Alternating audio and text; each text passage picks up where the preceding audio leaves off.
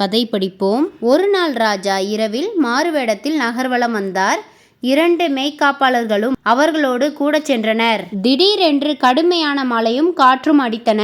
வானம் இருண்டு போனது. தடுமாற்றத்தில் ராஜா காவலர்களை விட்டு வழி தவறி போய்விட்டார். எங்கும் காரிருள், மழையும் காற்றும் வேறு பயமுறுத்தின. சற்று தொலைவில் ஒரு சிறு குடிசை தெரிந்தது.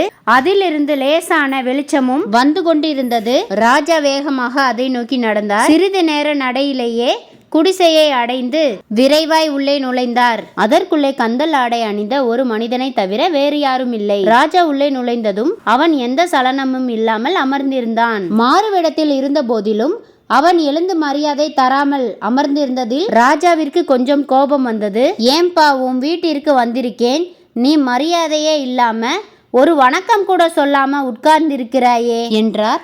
பதிலுக்கு அவன், நீதான் என் வீட்டுக்குள்ள அடைக்கலமா நுழைஞ்சிருக்க, எனக்கு தான் வணக்கம் சொல்லணும் என்றான். ராஜாவால் இதை தாங்கிக் கொள்ள முடியவில்லை. அவர் எப்போதும் நகர்வலம் போகையில் யாருக்காவது உதவி தேவைப்பட்டால் உதவி செய்வதற்காக ஒரு பொற்காசு மூட்டையை இடுப்பில் வைத்திருப்பார். அதை அவனிடம் பிரித்து காட்டிவிட்டு மீண்டும் கேட்டார். பார்த்தாயா நான் எவ்வளவு பெரியவன் என்பதை? இப்ப எனக்கு வணக்கம் சொல்வாயா என்றார். அவனும் பதிலுக்கு, ஒரு ஏழை பக்கத்துல இருக்கும் ஒரு மூட்டை பொற்காசை நீயே வச்சிருக்கியே, உனக்கு எப்படி வணக்கம் சொல்வது என்றான்.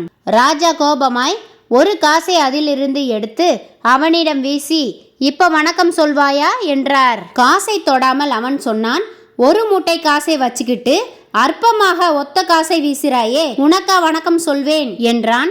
அரசன் இன்னும் முக்கிரமாய் பாதி மூட்டையை அவன் அருகே பிரித்து கொட்டி விட்டு கேட்டார். என்கிட்ட இருக்கிறதுல சரி பாதி கொடுத்துட்டேன், இப்ப வணக்கம் சொல்வாயா?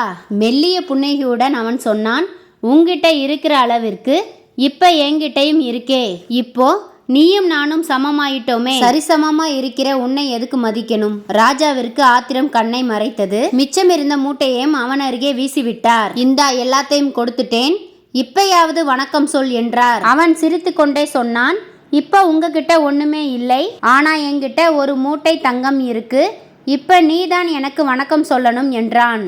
ராஜா வாய் அடைத்து போனார். செல்வமே எத்தனை தான் அள்ளி கொடுத்தாலும் மனித இதயம் திருப்திப்படுவதில்லை. நிரந்தரமான மரியாதை என்பது பணத்தை கொடுத்து வாங்கும் பொருளும் இல்லை. உண்மையான அன்பை பிறருக்கு கொடு, அதுவே பல மடங்காக உனக்கு திரும்பி கிடைக்கும். இந்த கதை பற்றிய உங்களது கருத்துக்களை கமெண்ட்ல சொல்லுங்க. நன்றி, வணக்கம்.